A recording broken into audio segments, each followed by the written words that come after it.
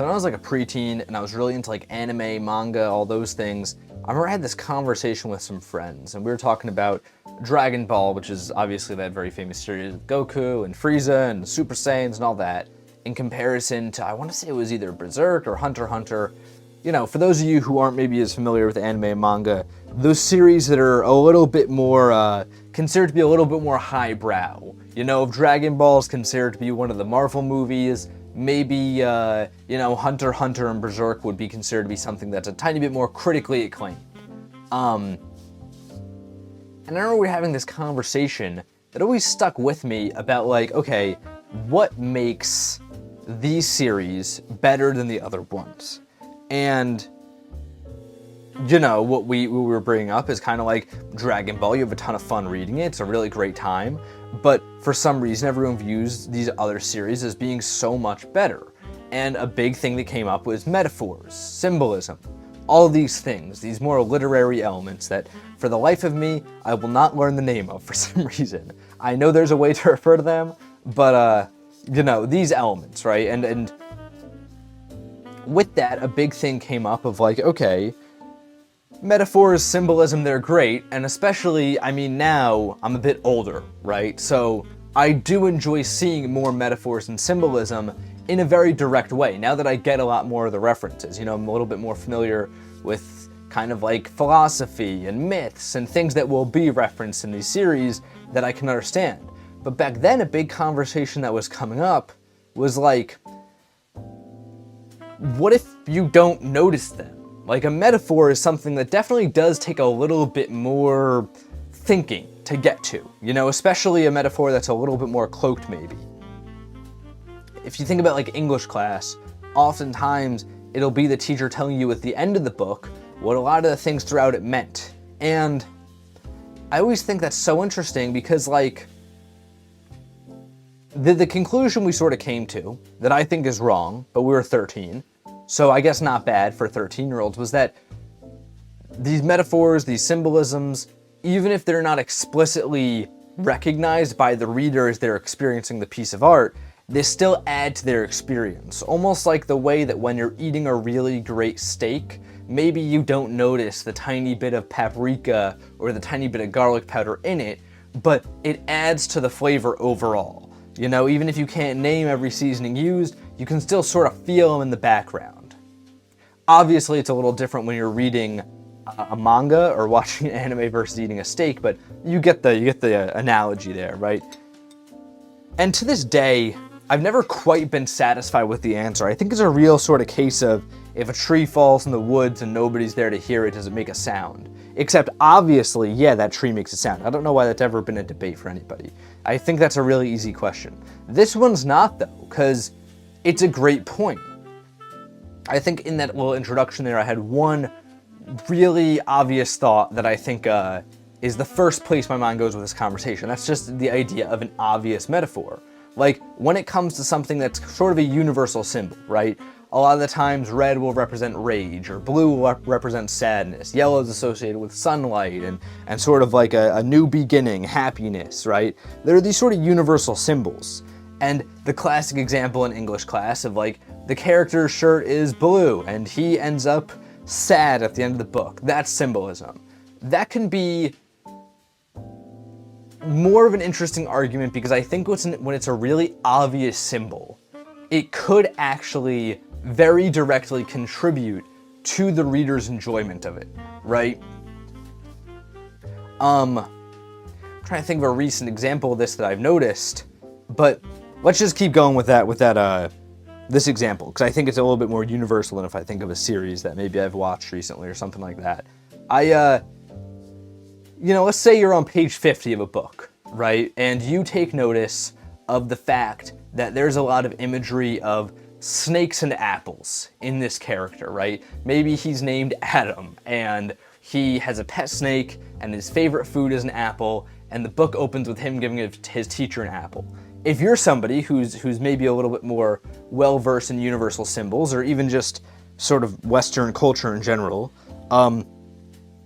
you would go, oh, this is an Adam and Eve kind of thing, you know? This is the snake and the apple, this is all part of the Garden of Eden story, that could be something interesting. And then as you go through the book, and maybe, to be completely honest, I don't know the story of Adam and Eve all that well, but let's say he meets a girl midway through the book named Eve.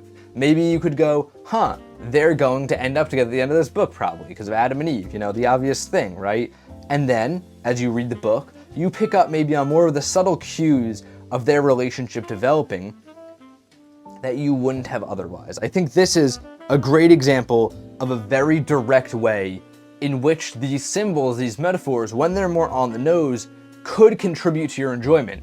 Obviously, I think this is a little bit extremely on the nose, like perhaps to the point of being almost corny. I think, maybe a more skilled writer who's not painting as they come up with the story for YouTube could come up with something a little bit more refined, a little bit of a better way to execute on that.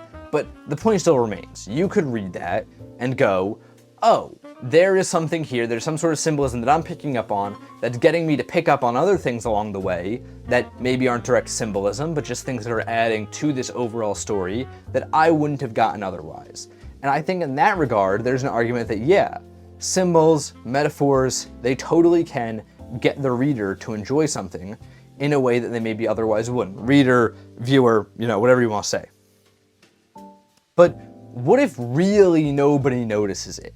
What if the whole story is a big metaphor for something that just nobody gets but the author?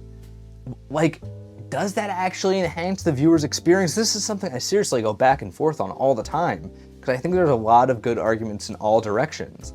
I remember in English, too, I'd get so angry at my teacher because we'd read all these books and they'd always go, this is an allegory for the Bible. And listen, I get, obviously, when you're reading anything in American culture or even from European traditions, it's going to be influenced by Christianity. It's the sort of the big religion over here. So I get that, but it always annoyed me because it was like, oh my God, when are we going to get an original story? And in that regard, at least the way I was being taught it, which I think English class is pretty famous at this point for being able to make somebody hate a book. Like, I think my teacher could read me Dragon Ball in English class and make me have a bad time doing it somehow. I had great English teachers, by the way, too. Especially one in particular, amazing, changed my life. But just still, for some reason, when you assign a kid a book, they will hate it. They will find a way, at least maybe not a kid, maybe just me, maybe I'm the problem, but either way, I'm taking all you down with me, so I'm gonna say a kid. It's crazy how that works. So in a sense, I think there's a way in which symbolism can directly also hurt an experience, because back to this Adam and Eve example, right? Maybe you know the story of Adam and Eve really well. So well, in fact, that you pick up on every little allegory throughout the book. Every little thing, every little interaction, every hint of symbolism, you pick up on it and you go, okay, I get it, right? By the time you get to the end of the book, you're probably not going to be as surprised by the ending, right? Because you already know how that story ends. You already know, maybe the book is a romance novel. You're already going to know that these people end up in a relationship, or that they're going to take the apple at the end, whatever that would be in this story. I seriously do not know. I actually don't know the story of the Garden of Eden that well, at all. This is really bad. I probably should, right? I should read the Bible. I think that'd probably be a good time. I know there's Adam and Eve, and they're happy. And then I know somebody eats that apple that snake gives them, but that's pretty much all I got. So let me know how I did. But the point here is that I think if you want a surprise of an ending or a surprise of a plot that you can't predict, maybe symbolism that's too on the nose could be a bad thing. Because then, if you know how a book ends, what else does it rely on to be entertaining? It really would have to be able to stand on its own as having amazing prose and all these things in order to remain entertaining if you already know exactly how this book is going to end. You know, that could be, that's also a downside, I think. But let's take it to the extreme. A metaphor really nobody notices. I don't know. I think the logical answer right off the bat that a lot of people are going to go to is like, just like, duh, no. Like, of course not. If nobody notices the metaphor, it might as well not exist. And there's no way that something that you don't notice could, like, aid in your enjoyment of a story, right? It's almost like the same thing as going like, what if there's a character nobody knows about? Could they be somebody's favorite character? You know, it's like, no, nobody sees it. Nobody gets to experience it. It's not going to make the story any better. Like, I think that's an obvious answer and one that will satisfy a lot of people. And honestly, if we were talking about something a little bit more direct, you know, maybe we're talking about an argumentative essay or some sort of philosophy, which I think there's still ways to go around that, but something that's meant to be a little bit more super literal, not, you know, there's not as much room for figurative sort of motifs to add to anything there. I do think that there's a pretty good case that that first answer is just the right one. You know, how are you supposed to have a better time reading something when there's elements you can't read of it? Like, isn't that an oxymoron? That's sort of like going like, did you enjoy watching that TV show that's not out yet, you know? And I would accept that answer if this wasn't art. Art is something that's super, super duper, you know, esoteric. It's something that has so many ways you can go all the time, and it's not fully understood. We don't really know where art comes from still. As far as I'm aware, we haven't come up with an answer of like why humans even create art. So I think it'd be foolish to come at this with the most logical answer and pretend that that has to be the right one. Because it's the very act of taking time to create art is not logical in itself. I mean, obviously it's logical, we all love doing it, but it's not logical in the sense of like, there is no biological need to create art to survive. I mean, they're huge. Have you guys ever met people who are like, why would art is a waste of time as a concept? There are people that believe that, and they unfortunately have a great case for it. You know, they go, it doesn't contribute to the betterment of like my own life in a direct way. This is not my argument, this is how they feel. And you know, if you see art as useless, then yeah, making a painting isn't gonna help you at all. Go back to coding, asshole. So there's a way in which, you know, since I think making art is already inherently illogical, or not illogical, how do I phrase this? Because I feel like making art's illogical makes it sound like making art is some dumb thing to do, which is obviously not. Since art already doesn't kind of operate within a logical confine, you know, art's not math. Art doesn't have rules. The ability, somebody playing a guitar can make people feel just as much as like a song that's literally made up of beeps from a microwave, you know? Like there are no rules, there's no logic to art on its own. So I think that does leave room for me to come along and be like, yeah, no, like there is a way to look at this in a more, you guys know I hate using this word, but a more spiritual sense, if you will. There totally is. And in that way, I want to say that, yeah, you can feel these things. I think a great example of this for me is the album Rumors by Fleetwood Mac, right? Stay with me here. If you guys know the album Rumors, you already know kind of what it's about. It's about the band was going through a ton when they made it. They're all going through divorces. They're all going through, I don't know the rest of it, but there was a lot of stuff going on in that band. I recently watched a play that was very much based on it called Stereophonics. And I can't remember everything that was going on off the top of my head, but the point is, what you gotta know for this is they were going through it, right? When I first listened to Rumors by Fleetwood Mac, maybe I was 10. 10 would be old if I was 10. I didn't listen to the lyrics. I didn't understand a single thing that was going on. But I remember saying to my parents, who were huge Fleetwood Mac fans since like, you know, the 70s, whenever they came out, I said to them, like, it feels like they're struggling in this album, right? I could feel that in the music. And I don't say this in a way to make you guys be like, oh wow, Max Dice is a psychic, although if you want to comment something like that, I wouldn't be, it wouldn't hurt my feelings. It'd probably make me feel pretty good, but that's not why I'm doing it. I'm saying in a sense of like, art can make people feel even when they don't know why. Like, art has that ability. I think if we all think back to our own experiences, either creating or consuming art, we can all think of a time or two when we felt something that we didn't know was there, and that was maybe accurate, Like, maybe, do you guys think when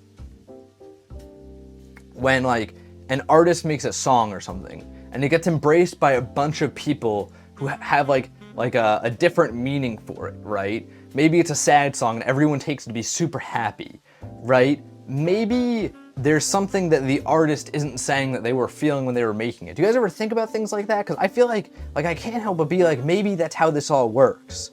And for that reason, I want to say, yeah, a metaphor can have an impact when nobody notices it. I also think there's like another side to this. It's a little bit more argumentative of like, how come all the best works have metaphors in them or whatever, right? But then I feel like then you got to go down the rabbit hole of like, okay, I can find a metaphor in anything if I search hard enough. Like, I can make Frog and Toad into like anarcho-capitalists and like National Socialists if I want to. You know what I mean? If I'm willing to just make enough stuff up and look so deeply into something, I could just find anything in these guys. Like, I could do anything I want with that, right? So maybe there's an argument made of like, chicken or the egg situation.